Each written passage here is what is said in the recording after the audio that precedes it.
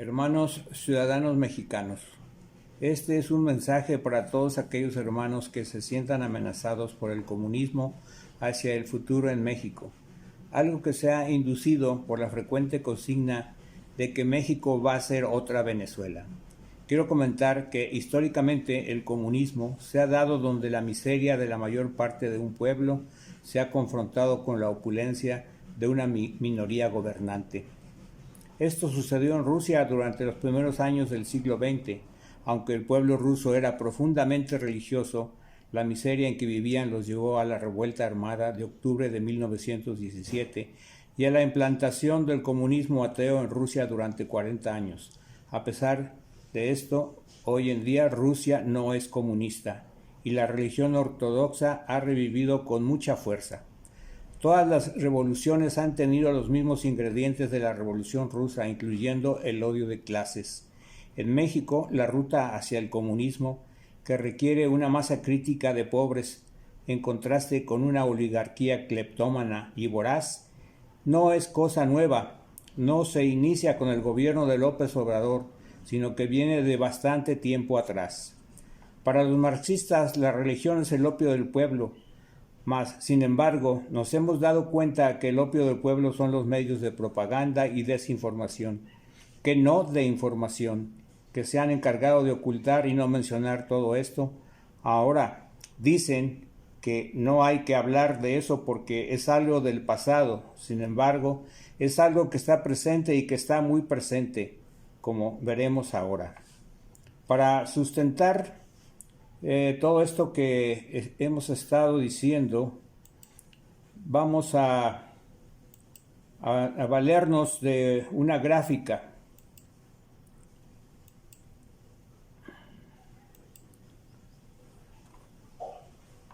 De la siguiente gráfica del comportamiento histórico del salario mínimo y la inflación en nuestro país durante los últimos 15 sexenios.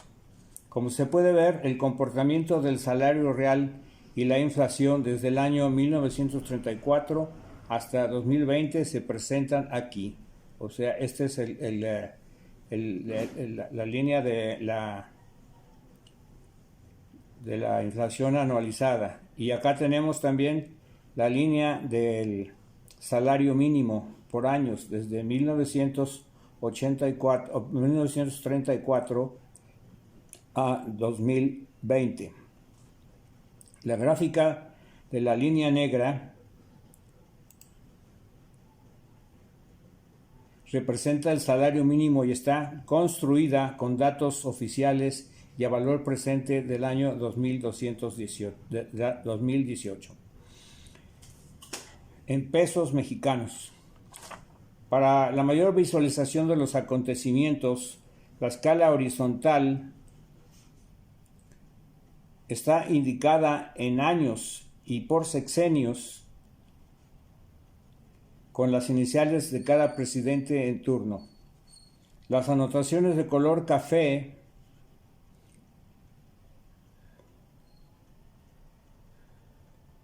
son comentarios sobre los acontecimientos relevantes. El salario mínimo es un indicador del poder adquisitivo y el bienestar de la mayor parte de la población. No vamos a entrar en detalles de las gráficas, solamente haremos referencia a la importancia de las políticas económicas durante ciertos periodos relevantes en la conducción del país. Es necesario señalar que las políticas y los políticos en México deben tener el visto bueno de los gobiernos en turno de Estados Unidos y no pueden ir en contra de los intereses de esa nación.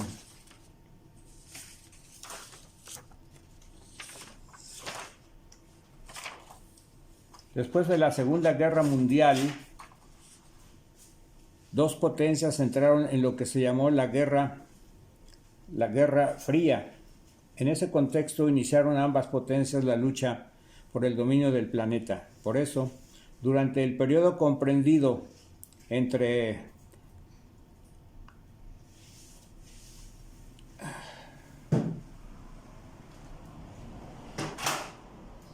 los gobiernos de Ruiz Cortines y López Mateos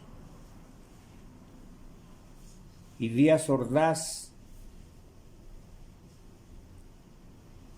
se permitió un crecimiento anual del 6.5% del Producto Interno Bruto, sin inflación, con una paridad estable del peso dólar de 12.50 pesos por dólar, tasas de interés bajas, crecimiento del salario de un 146% durante este periodo.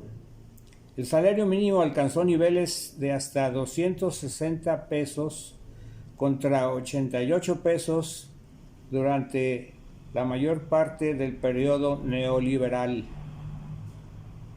Durante el gobierno de Luis Echeverría,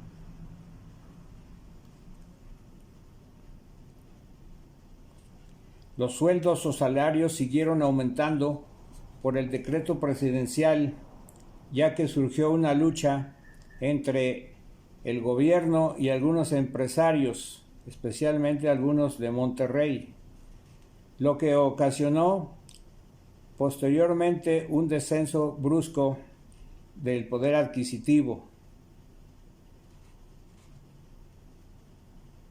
A partir del gobierno de López Portillo, se aprecia el descenso de los salarios principalmente por excesos de endeudamiento e inflación elevada descontrolada. El endeudamiento excesivo fue debido a la necesidad de aparentar un crecimiento real que en verdad fue solamente aparente, pues el ingreso real siguió deteriorándose. Durante el gobierno de Miguel de la Madrid Hurtado, hubo un gran descontrol de la inflación que llegó a convertirse en una hiperinflación.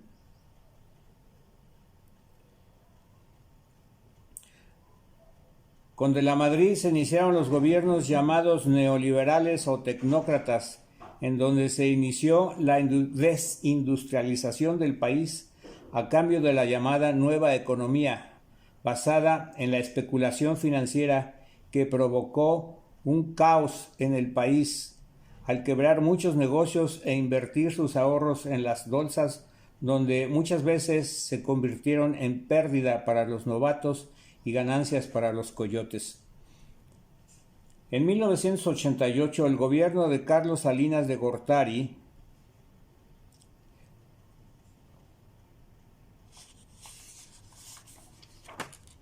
se declaró abiertamente neoliberal. El neoliberalismo es una síntesis del fascismo y el comunismo. En el inicio del gobierno de Salinas hubo incremento económico, un crecimiento en inversión y en infraestructura para apoyar la entrada al Tratado de Libre Comercio de Norteamérica. El sobreendeudamiento de la República durante ese tiempo condujo a un mayor deterioro del salario de los trabajadores,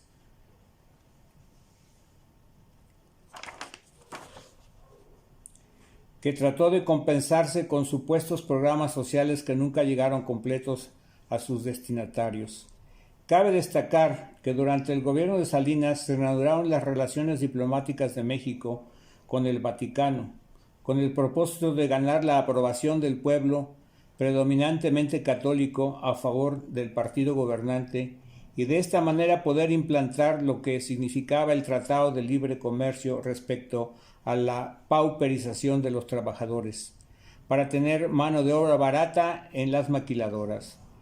La imposición de este tratado se hizo patente con el asesinato del cardenal Posadas Ocampo, porque él no quiso colaborar en la difusión y propaganda a favor de este tratado.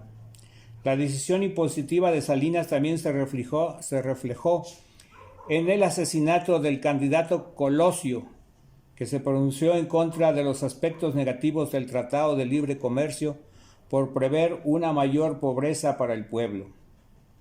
Salinas, para disimular la quiebra a que había llevado a la nación por el sobreendeudamiento y el desequilibrio de la balanza comercial con Estados Unidos, al entrar el nuevo gobierno de Ernesto Zedillo Ponce de León, ocasionó la debacle llamada Error de Diciembre.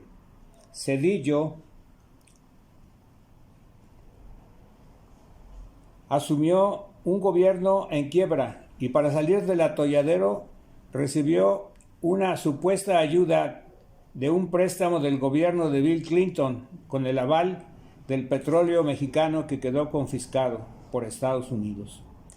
Hubo una quiebra masiva del pueblo mexicano en todos sus negocios. Muchos ciudadanos perdieron sus casas, quebraron los bancos que habían sido privatizados.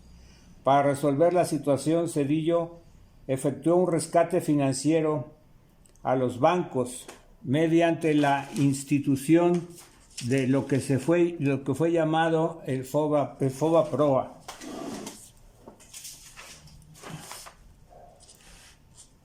Este fondo de rescate sirvió para rescatar a los banqueros, pero el pueblo fue quien tuvo que pagar los platos rotos en favor de los banqueros. Esa deuda se ha multiplicado enormemente al punto de que del presupuesto actual del gobierno, el 82% se va solamente al pago de intereses de esa deuda. Durante los siguientes gobiernos de Fox, Calderón y Peña, siguió la carrera de la deuda pública en favor de la pauperización del pueblo, generando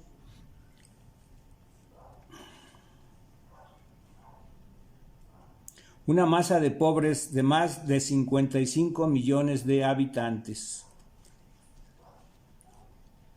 Debido a la creación de esa masa crítica de pobres y a una minoría rapaz dentro del gobierno y en algunas empresas que se aprovechaban de esta situación para enriquecerse ilegal y desmedidamente, tenemos al final del gobierno de Peña las condiciones ideales para una revuelta violenta tipo Revolución Mexicana, Revolución Rusa, Revolución Francesa o cualquier otro tipo de revolución, que gracias a Dios no ocurrió debido a la opción democrática en las urnas, cuando más de 30 millones de mexicanos apoyaron al nuevo gobierno. Todo lo anterior bajo el visto bueno de Washington, ya que los personajes antes citados se encargaron de llevar a la perfección los planes malthusianos para empobrecer y disminuir la población de México, tal y como lo declararon en el Plan Paddock. El 11 de agosto de 1980, el periódico El Heraldo de México publicó una historia de 8 columnas en la portada. El asesor de Seguridad Nacional del presidente Carter está tratando de implementar el Plan Paddock para México. El propósito final de las acciones de Brzezinski será un proceso de iranización a través de la desestabilización resultante. Tomará el control del petróleo de México, mantendrá a México en el máximo atraso económico, reducirá la población mexicana a la mitad y sellará la frontera para observar cómo gritan del otro lado. Cuando se le preguntó cómo haría para que cayera la población de esa manera tan drástica, explicó en ese momento que por los medios habituales, hambre, guerra y pestilencia, algo que podemos caracterizar como genocidio. Lo que se ve es que el gobierno actual de López Obrador está tratando de recuperar la soberanía nacional y el bienestar de los mexicanos, atendiendo primero a los pobres, para alejar el peligro de una revolución violenta, poniendo orden y legalidad con libertad de expresión, sin expropiar negocios de ningún tipo, una recaudación fiscal justa y ascendente, evitar la corrupción a todos los niveles y hacer inversiones de infraestructura que detonen el desarrollo general de la nación. Todo esto sin entrar en conflictos bélicos, ya sea internos o externos. Destruir el oneroso aparato burocrático del gobierno, o sea, disminuyendo los sueldos de los elevadísimos que tienen algunos funcionarios. Durante el año y medio de gobierno hay que mantener siempre la idea de ir aumentando el salario mínimo, que ha alcanzado ahora hasta un 130 de incremento en la lucha contra la pobreza. Lograr sus objetivos llevará algún tiempo, aunque está actuando bastante bien y con bastante rapidez. Si este gobierno fracasa, como dijo el doctor Edgardo Buscaglia, lo que viene puede ser mucho peor, ya que regresarían al poder todas las mafias que han saqueado y corrompido a la nación, con un enfoque neofascista, como se está viendo en otros lugares del planeta. Es la última oportunidad de tener una verdadera democracia. Dicho sea de paso, que todo lo bueno que ha hecho López Obrador durante este tiempo es porque ha tenido el apoyo de Trump. Por otra parte, algunos de la oposición están envalentonados porque tienen el apoyo de algunos personajes del Partido Demócrata de Estados Unidos, que los ha venido apoyando en los últimos años. Que Dios nos proteja.